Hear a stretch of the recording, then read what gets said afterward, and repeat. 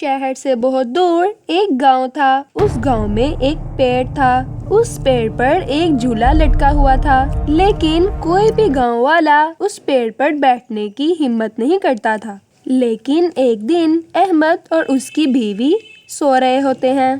तभी उन्हें खिड़की से किसी के रोने की आवाज आती है, लेकिन इस वजह से अहमद की आंख खुल जाती है। अबे ये कौन है? लगता है ये आवाज उसी पेड़ से आ रही है। अरे निर्मला, उठो, देखो आज फिर वही आवाज आ रही है। ये आवाज तो उसी झूले से आ रही है। तुम डरो नहीं, मैं अभी देखता हूँ। फिर अहमद खिड़की की तरफ जाता है और उसकी आंखें फटी की फटी रह जाती हैं। उसे झूले पर एक औरत दिखाई देती है। वो पेड़ पर बैठी रो रही थी। अरे निर्मला, यहाँ पर आओ, वो देखो झूले पर कोई बैठा हुआ है। फिर निर्मला भी जल्दी से खिड़की की तरफ जाती है और देखती है। अरे ये तो वही औरत है जिसने इस झूले पर अपना कब्जा कर रखा है। अरे तुम्हारा दिमाग खराब तो नहीं हो गया? वो सिर्फ एक औरत है। अरे रात के 2 बजे कौन पेड़ के नीचे झूला झूलता है?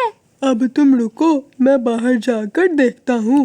अरे रुको रुको, तुम्हारा दिमाग तो नहीं खराब हो गया जो तुम बाहर जा रहे हो? खुद मौत के मुंह में मरना चाहते हो? मैं आपको कहीं भी नहीं जाने दूंगी। तभी वो चुड़ैल अचानक से गायब हो जाती है। चुड़ैल को गायब होता देखकर वो दोनों डर जाते हैं। अरे मर गए रे, ये तो गायब हो गई। मैंने आपको कहा था ना, ये आम औरत नहीं है।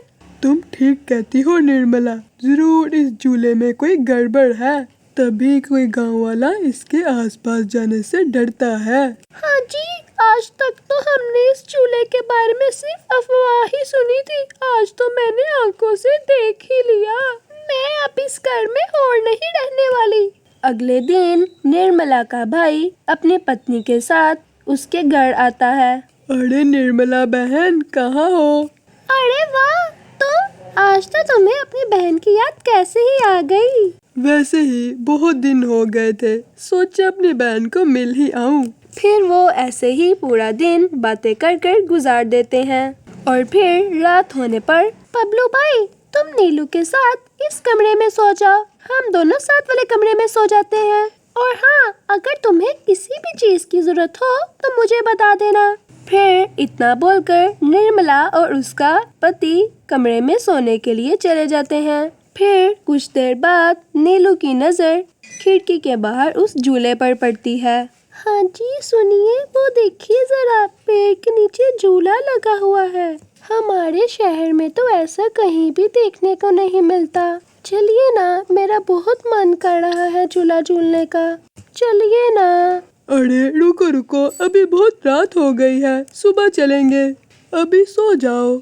इतना बोलकर बबलू वहाँ से चला जाता है और सो जाता है। लेकिन नीलू वहाँ पे खड़ी होकर झूले को देखे जा रही थी। हाँ जी चलिए ना, मेरा बहुत मन कर रहा है। लेकिन बबलू उसकी बात को नजरअंदाज कर कर सो जाता है। फिर नीलू सोचती है, अरे ये झूला तो मेरे घर के बिल्कुल करीब ही है, मैं खुद ही जाकर ले लेती हूँ। फिर इतना सोचकर नीलू वहाँ से चली जाती है और झूले के पास पहुँच जाती है। झूले में बैठकर झूला लेने लगती है। अरे वाह, जैसा मैंने सोचा था ये तो बिल्कुल वैसा ही झूला निकला। कितना मजा आ रहा है झूला लेने में। नीलू झूले में बैठकर झूला झूलने लगती है और गाना भी गाने लगती है। पंछी बनो उड़ती फिरो मस्त गगन में, आज मैं आजाद हूँ दुनिया के चमन में। फिर नीलू कुछ देर तक झूला झूलती रहती है।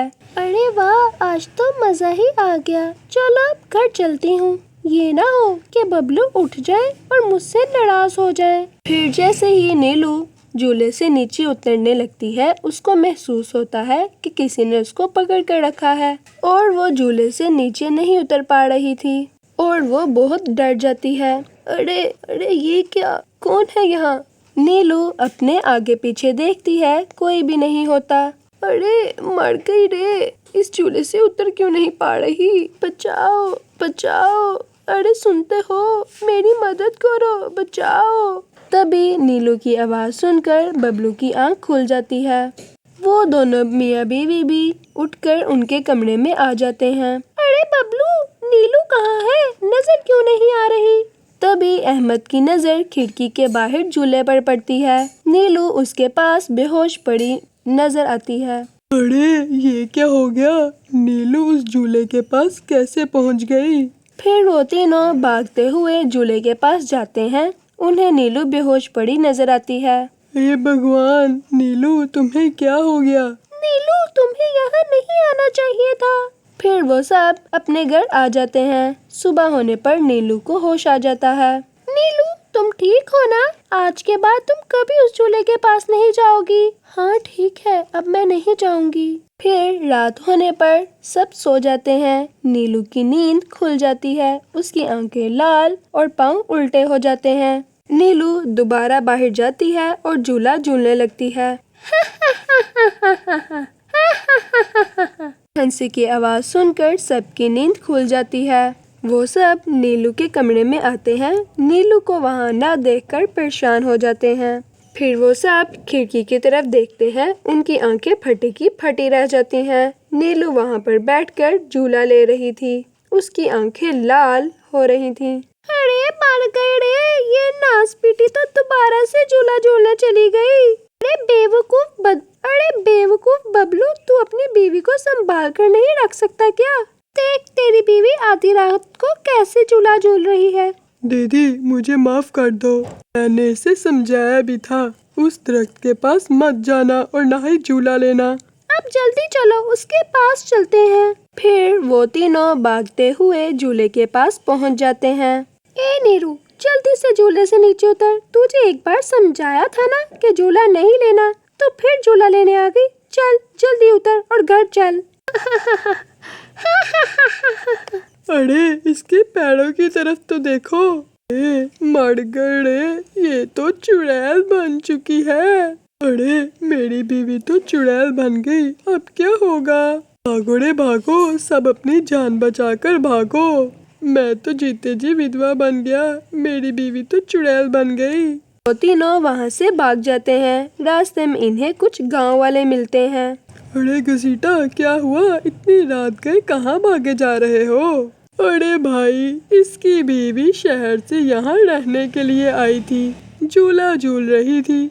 चुड़ैल ने उसके शरीर पर अपना कब्जा कर लिया है। ये क्या हो गया? चलो अब हम सब मिलकर वहाँ पर चलते हैं। गाँव वाला मिलकर वहाँ पर पहुँच जाते हैं। नीलू अभी भी झूला झूल रही थी। ओ चुड़ैल, बस कर दे, तेरा नाटक खत्म हुआ। तेरी वजह से गांव वाले रात भर से यहाँ से गुजरते नहीं थे।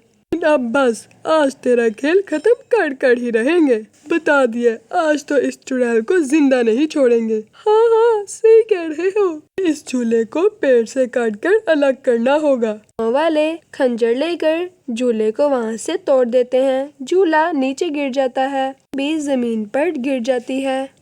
गुस्से से नीरू के शरीर से बाहर निकल जाती है।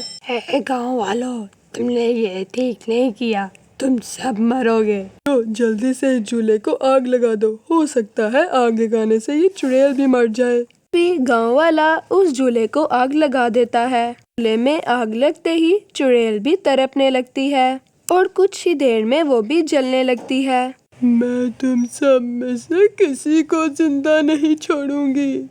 गाँव वालों, तुम लोग मेरे साथ अच्छा नहीं कर रहे। मैं वापस आऊंगी और तुम सबको मार दूंगी। फिर देखते ही देखते चुड़ैल खत्म हो जाती है और गांव वालों को उस चुड़ैल से छुटकारा भी मिल जाता है। अगर आपको ये वीडियो अच्छी लगी है, लाइक सब्सक्राइब करना मत भूलिएगा और कमेंट में बताइएगा ये आपको कैसी लगी।